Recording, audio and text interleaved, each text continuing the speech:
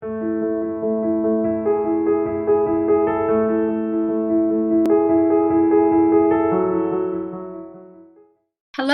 I'm Deborah Pascali-Bonaro, the director of the documentary Orgasmic Birth, the Best Kept Secret, and the online childbirth class Pain to Power.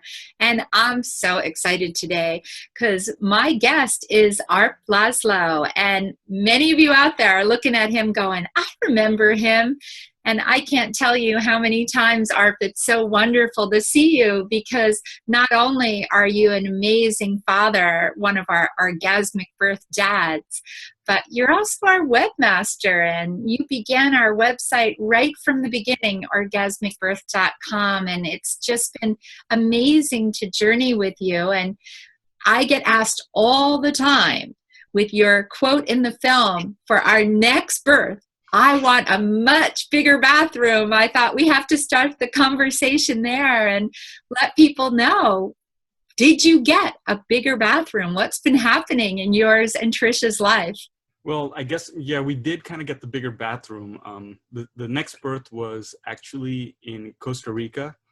We had moved down there, and instead of having the birth in the bathroom, we had a wading pool for kids, it had like the kind you blow up with air, and the sides were totally padded, so it was really nice for Trish to kneel on. And we had this in the middle of it. Was like an open plan, like, you know, living room, kitchen, and that's where the actual birth happened. And it was way faster than the previous time, where somehow, like, I don't know, either we knew what we were doing or Trish was more comfortable. And we had a really, really wonderful midwife too. So I think like labor was barely like a couple of hours or something. It was crazy. Wow. And it was all in the water too. So once she got in, she never left until, Bina was born. And so, yeah, we had plenty of room. I mean, there's, I didn't feel like I was going to slip and fall and, have like water like spraying in my face and stuff. So it worked out really well. It was a great birth. Fantastic. And did you do anything different to prepare for that? Do you feel there was something significant? I have to say, I don't think I prepared at all for that one. I know I prepared for number 2 because I really felt like I had a lot of shortcomings with number 1. And, Trish has told me repeatedly, not to beat yourself up over it. And I finally don't, but it really like bothered me for a long time, where I feel like I could have made it help make it a better experience for her, by just kind of, just being there more and just being more present and being more supportive. And so, God, but it was number 3 was like so fast that there wasn't a whole lot to do. I mean, I was out at the market, and, it was like 10 something, and she called and said, like, you might want to come back. I'm like, okay, I'm almost done. And which I was. So it's like I finished up and got home in like 15 minutes. And then we had to call the midwife, who had to take like 45 minutes to get there. And then it was like an hour and a half or 2 hours later, boom, and it's done. So I honestly didn't have a ton to do. Wow. And because people don't know in the film your first birth, because they're seeing your second. Right, they're seeing the second. So what was different about the first birth? Where was your first birth? And our first birth was, okay, hopefully I'll get the name of it right. There's a birthing center in, I think, St. Luke's Roosevelt in Manhattan. Yes. And because we were not comfortable enough with home birth to go for it, and there's still that fear there, because we spent years and years looking at seeing how the media portrays birth as being this like painful, screaming, dangerous process, and I mean, we wanted natural birth, but we were too scared to do it at home. So it was cool. I mean, it was nice. They were really nice people. They were kind of supportive and stuff, but it's like there were a lot of people there.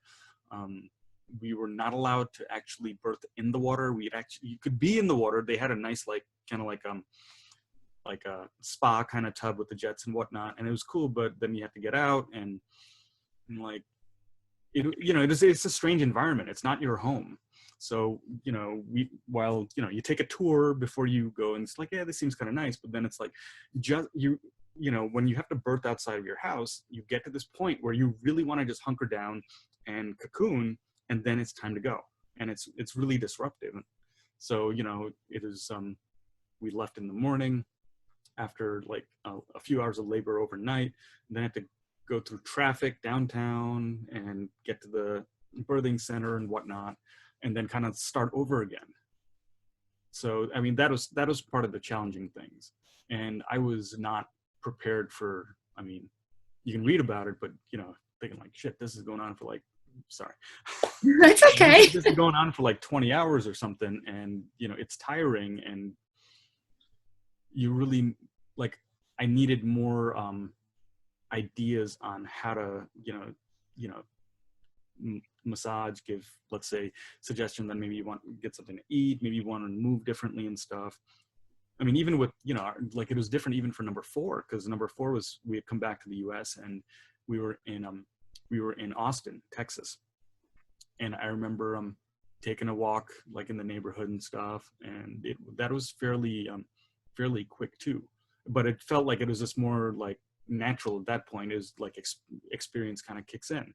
You're like, all right, let's try a different position. Do you want something to eat?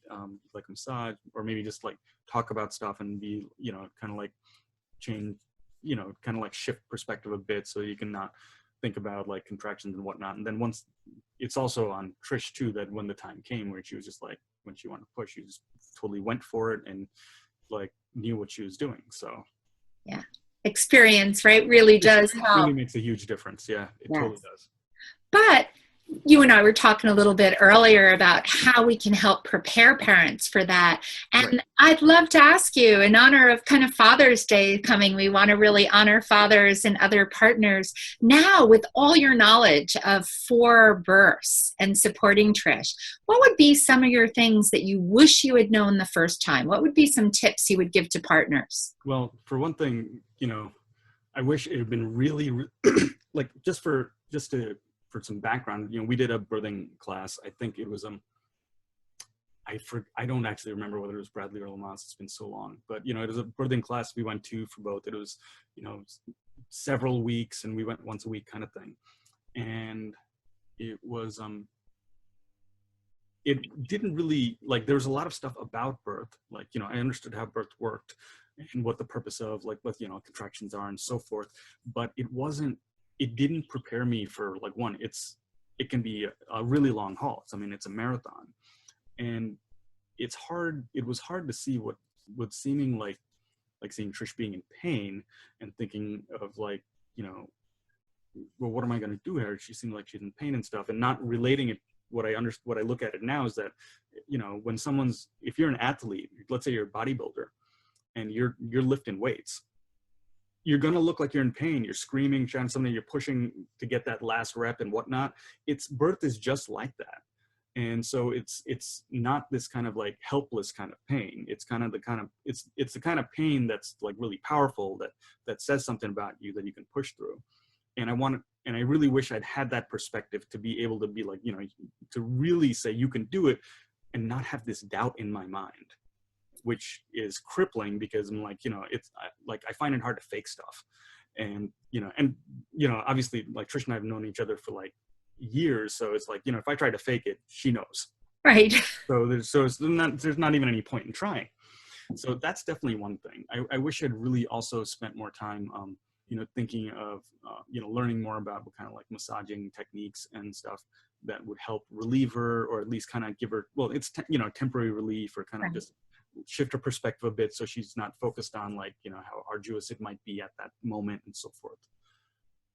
Those were probably the 2 biggest things. And then third would be really knowing when's the time to, like, make a change for a position or something. And that's where, like, you were like, you have like this intuition. Yeah.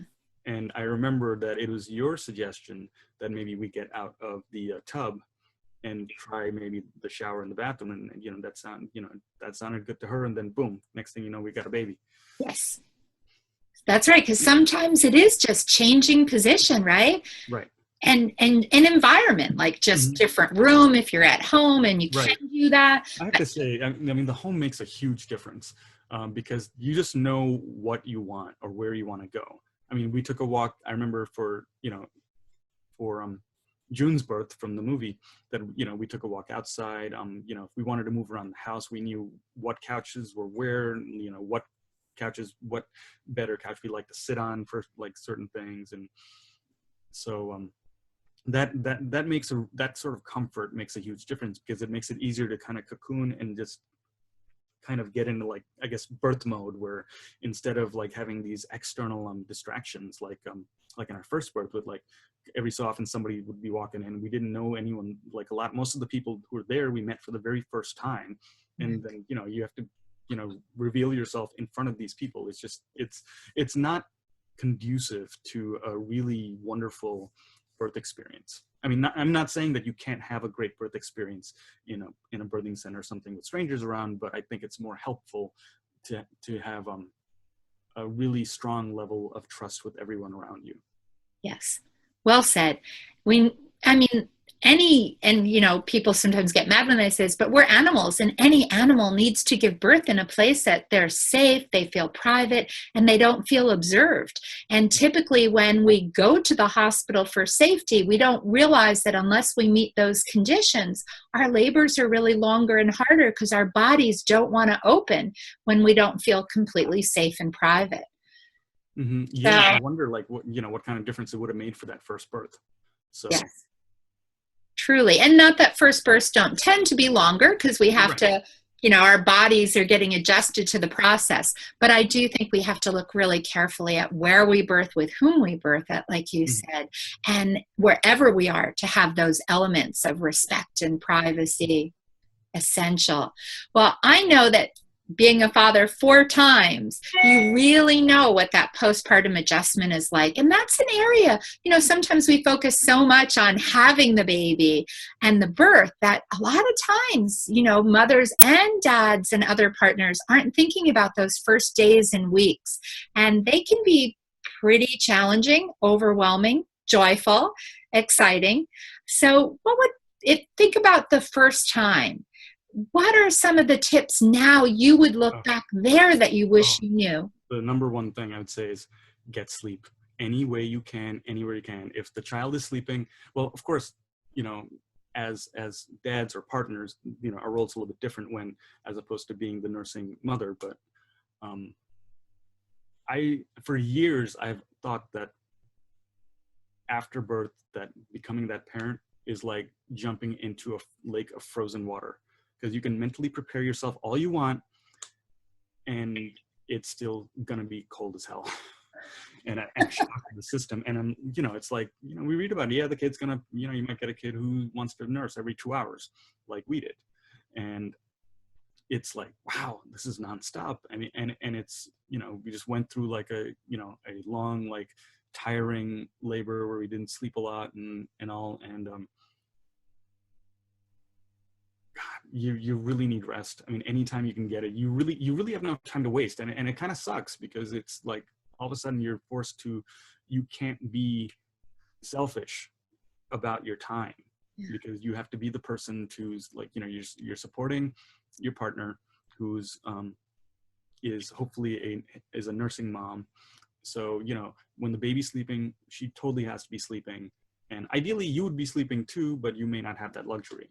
But on the other hand, like, you'll probably get a few hours later when, she might be up and just nursing and whatnot. So, you really got to figure out a good balance between who gets to rest when, and really take as much of it as possible. Because, I was still pretty young. I think I was like 30-ish when Mosey was born. Mosey's our first. And I think it's at that point, like sometime right around after 30, where your body starts to feel things a little bit more. And the things you could do when you're 20, like sleep 3 hours a day for 5 days straight, right, just doesn't work. No. I'm over 40 now, and I'm at the point where if I go one night where I only get 4 or 5 hours, like, it kills me the next day. It's unreal. And so getting rest is probably the biggest thing. And you want to eat well. If you're going to eat, don't be eating like garbage. Just eat real food that's going to nourish your body and give you energy, because, that kind of snowballs, like the rest and the nutrition make a huge difference for your psyche too. Yes. And were there any specific things you've done for Trish over those postpartum periods that you feel made a difference for her? I'll be honest, I really don't remember. I know. Seriously, it's been like, oh, geez. I think it's really just providing food. That's all she wanted was food. She just wanted food whenever she was hungry, that there's something available. So, you know, I mean, it was nice that we had friends and family who were able to like bring us stuff, but that's, you know, that goes on for like maybe a week or so. And then after that, it's all on you. So it's really about preparing food and feeding everyone. And that's so important. That's a huge role, right? Because she's feeding the baby, but who's feeding her? Right. So that's where, you know, that's a good preparation thing you can do. If, you know, if you're not a cook, figure out how to make giant batches of food that don't require tons of effort. Like, we got a slow cooker in the last year, and it makes a huge difference when you could just be like, all right, spend like 20 to 30 minutes in prep, and then, you know, put it all together, and then actually have like a nutritious meal like a few hours later. It's an absolute godsend. I mean, that's something I would totally look into. Yeah, fantastic idea. It's so wonderful to talk with you. I mean, it's amazing that so many people around the world know you, right, from Orgasmic Birth and are so touched. So it's nice for them to get to hear, you know, as your journey continues.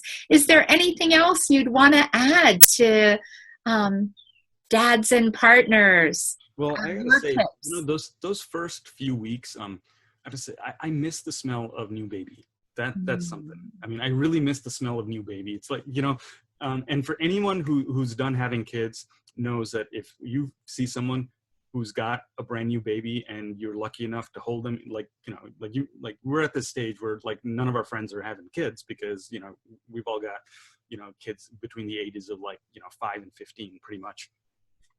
And, but when you get the kid, you know, you're holding, you know, the second the parent's not looking, I would totally just take a whiff of the head, like, you know, and just kind of like take it in. So, I mean, but it's the first few weeks are important. And I really feel there's a difference with with my 4 kids, because for 1, 2, and 4, you know, I was home for, you know, I worked out of the house, but I still had to do a fair bit of work. And I remember for number 3 that, you know, we were in Costa Rica and I had way more flexibility and I spent way more time with her. And I feel like I bonded faster with her than I did with the others. And I would definitely say like it's worth taking the time. I mean, with Mosey, with our first, I was working at NYU and had saved up my sick days. I mean, not my sick day. I had saved up my vacation days, and they already had a pretty liberal vacation policy, what it was. And I was home for 6 weeks, and which was really good because I don't know how you can, you know, have a newborn baby for the first time, and then just be like, you know, have your partner go off to work for hours and hours a day. I mean, it's cruel. Yes, for everybody. Yeah. And so I would say, like, you know, if you are able to take that time, totally do it, because it's a huge difference, especially for that first one. yes. Fantastic. Well, thank you so much, Arp. It's been wonderful to talk with you and get your tips, but I know that people there are probably saying, how can they get in touch with you? And what else do you have brewing? So tell us how people can reach you. And well, you can find me, you know, my Twitter handle is thisisarp. I think that's my handle for Instagram too. You know, there's only one Arp Laszlo as far as I know, so you can actually find me on Facebook pretty easily. But as far as stuff brewing, I've been talking with Chaz, one of our other Orgasmic dads, and we are hatching a coaching online coaching plan for dads. Not a birth education thing, because there are plenty of awesome birth educators out there, but just something dad specific to kind of, you know, Chaz he's got 5 kids, so he's a little bit more experienced than me, and a little bit more recently experienced, because his young one is, I think, barely like a year old right now, and my youngest is going to be 5 this fall. but we're going to put our experiences together to come up with a program that'll be something that people can, that guys, not just guys, partners can do online to prepare for, to be like the rock star, you know, labor coach that they can be. You know, all the things that we talked about, like knowing, you know, ideas on changing positions, or, you know, how to relieve your partner with massage, and, you know, maybe suggestions for talking to them and so forth, and wrap it up into a really straightforward and easy sort of plan that they could follow. To make, fantastic. You know, if I had like something like, even like a cheat sheet for that first birth, it probably would have made a difference. Yeah, definitely. Well, I can vouch that the two of you together, between 9 births, 9 children, and just all your experience, going to be an awesome class. I can't wait for it. Thanks. And look forward to referring to you. And I hope that everybody that's listening in, follow ARP. We'll be featuring this over on our blog too, so we'll put all your information up there so people can find you. Cool. And we look forward to staying in touch and doing more of these as you start doing more coaching. I hope we can pass along your tips here too. Definitely. Okay. Well, it's great talking to you too. It's been, you know, I think it's been too long, because, you know, when we come up to visit family in New York, that it's like it's such a compressed time period that we're not always able to just, you know, head out to just see you, because you're not that far away from where all of our family is. So it's nice to finally just, you know, talk face to face. Well, thank you so much again. I'm going to say goodbye, and I know for everyone that's been watching or listening, we really thank you for spending time with us today, and we look forward to your comments and feedback too. We want to hear your tips, your little nuggets, and what did you take away that you enjoyed? Tweet it out to us. We're Orgasmic Birth, and you heard ARP. We'll put all our Twitter feeds and everything under on the blogs.